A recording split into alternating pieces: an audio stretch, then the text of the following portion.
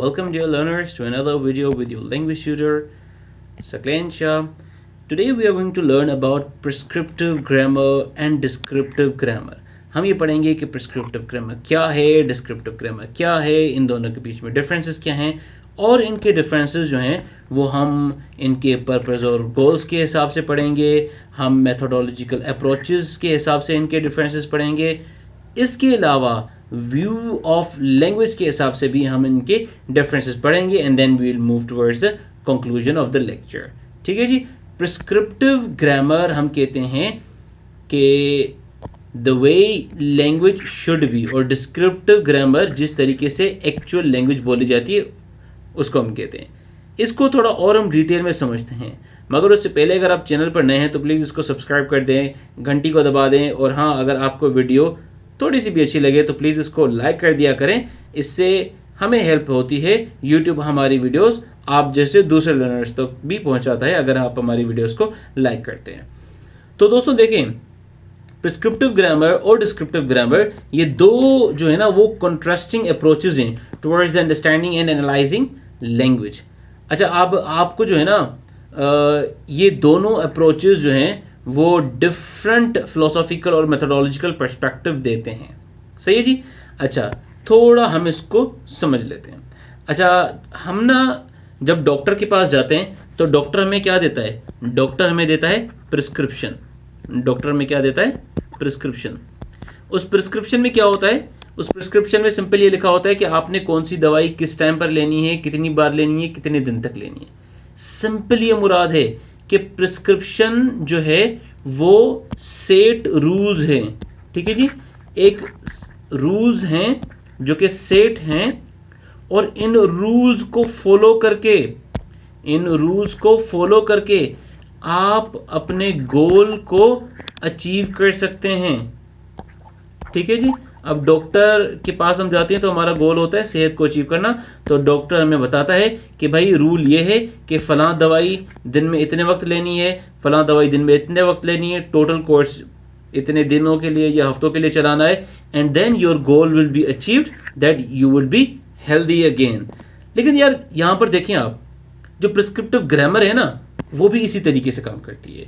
यहीं से आप इसका ना वो कॉन्सेप्ट ड्राइव करें प्रिस्क्रिप्टिव ग्रामर का.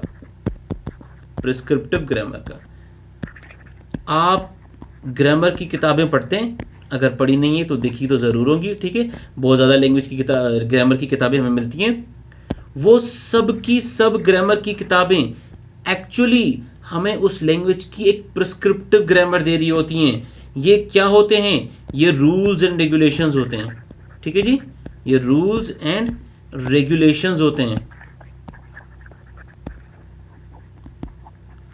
किस चीज के रूल्स एंड रेगुलेशन होते हैं ये? The way language should be used. The way language should be used. अब फॉर एग्जाम्पल आपने इंग्लिश का जो है ना इंग्लिश की ग्रामर का आपने कोई किताब उठा लिया.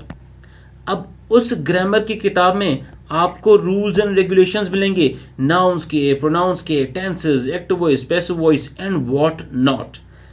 देखिए, ये सारे के सारे जो भी रूल्स हैं ना ये क्या करते हैं? ये आपको बताते हैं कि आपने किस तरीके से लैंग्वेज को सीखना है और लैंग्वेज को किस तरीके से इस्तेमाल करना है. लिहाजा ये भी उसी डॉक्टर की तरह आपको एक लैंग्वेज की प्रिस्क्रिप्शन प्रोवाइड करते हैं, ये ग्रामर के रूल्स. तो ऐसी ग्रामर को हम कहते हैं प्रिस्क्रिप्टिव ग्रामर. ठीक है.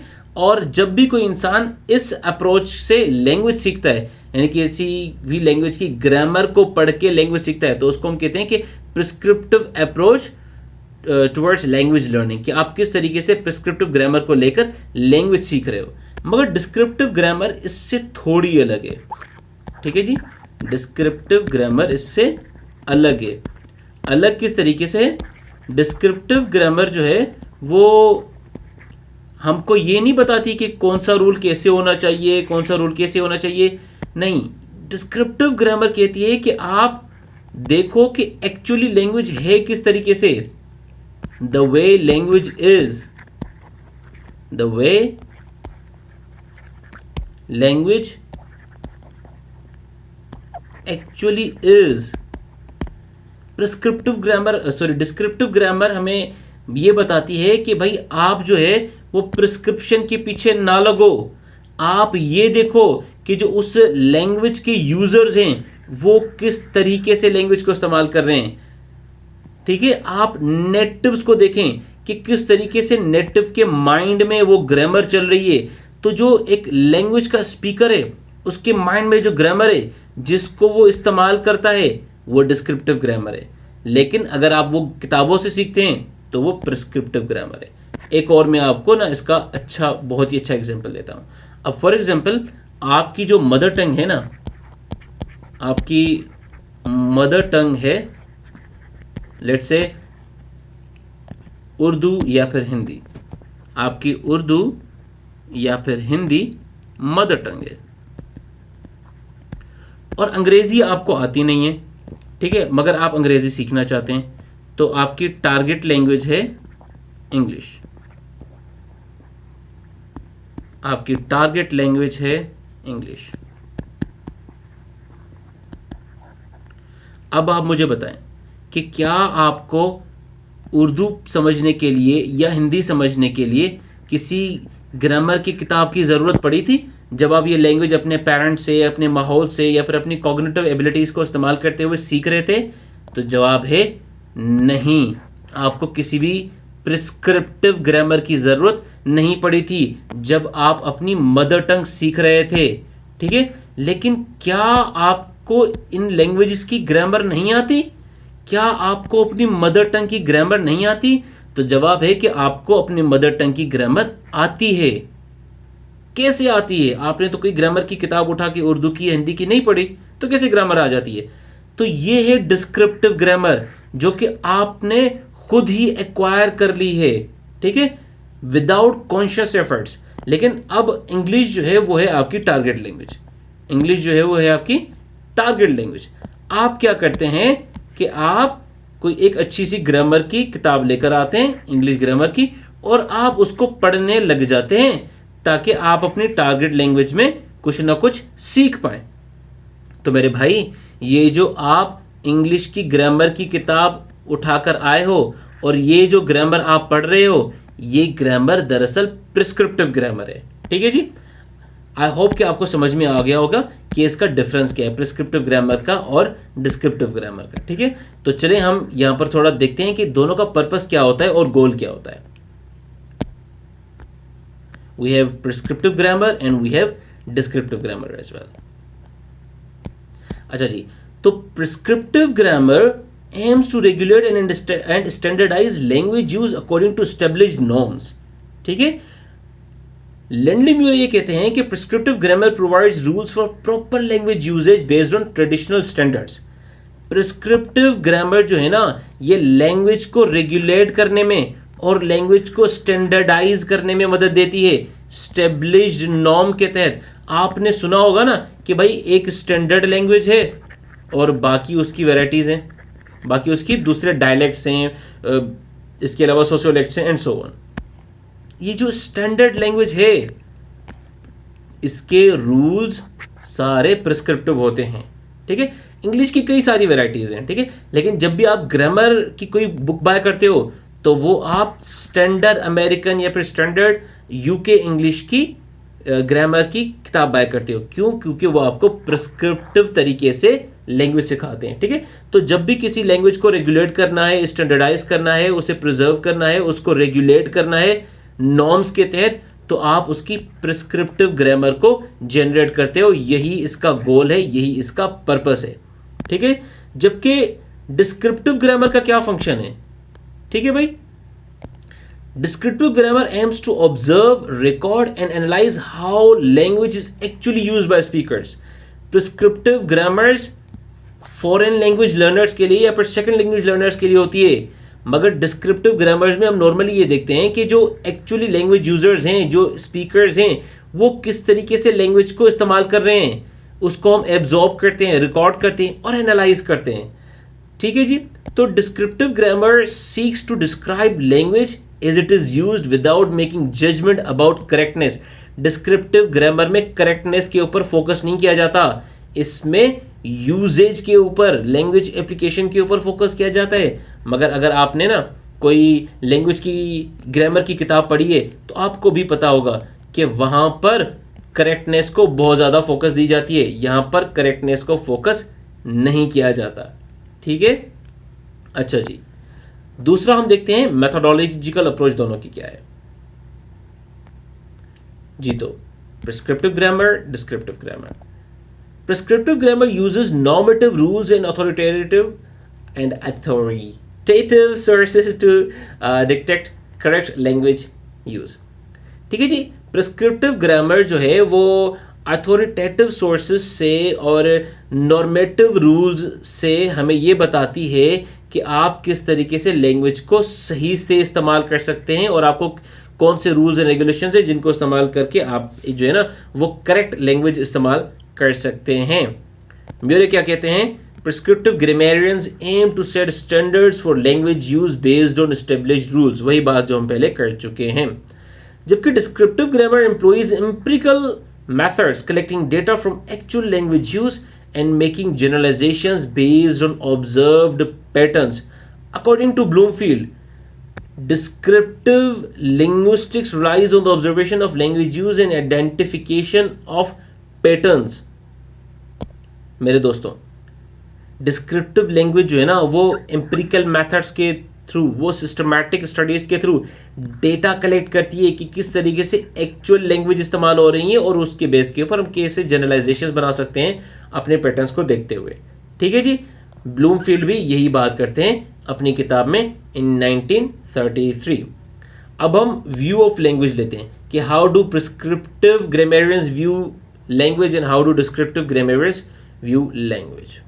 Okay, here you have prescriptive grammar and here you have descriptive grammar.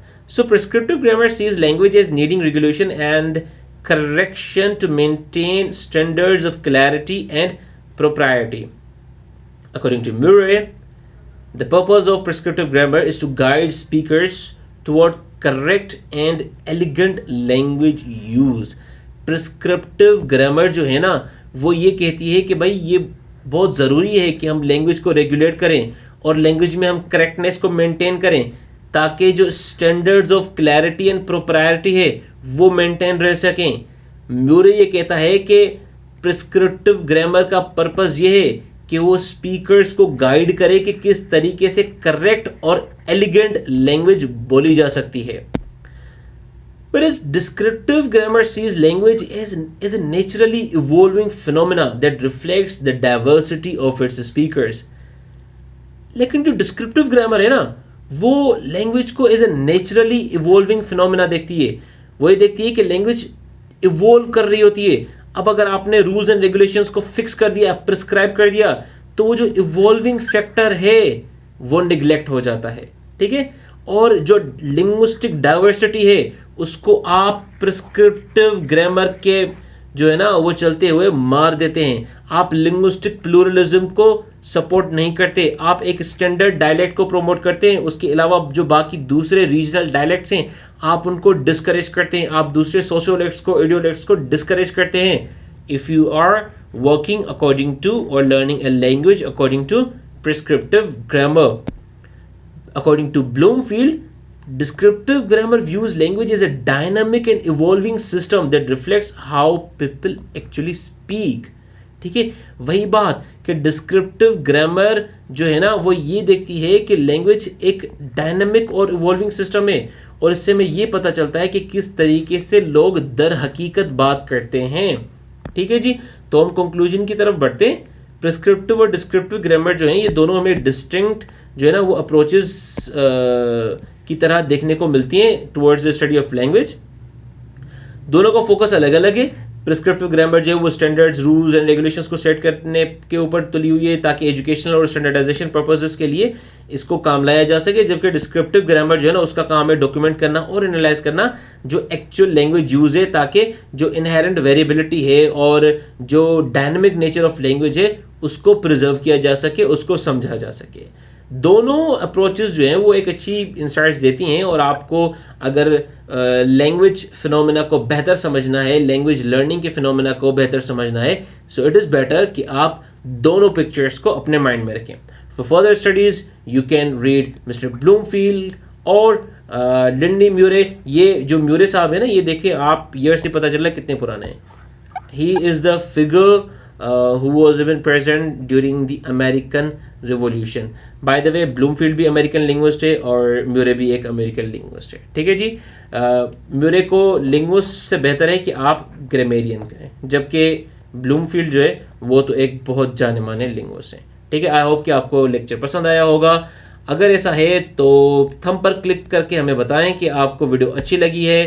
Comment section में अपने क्वेश्चंस, कन्फ्यूजन, सजेशन सब कुछ ड्रॉप कर दें, और चैनल को तो यार आप सब्सक्राइब कर दें, घंटी बजा दें. हम आपसे मिलते हैं दूसरी वीडियो में. जब तक देखते रहें your language tutor. Thanks for watching.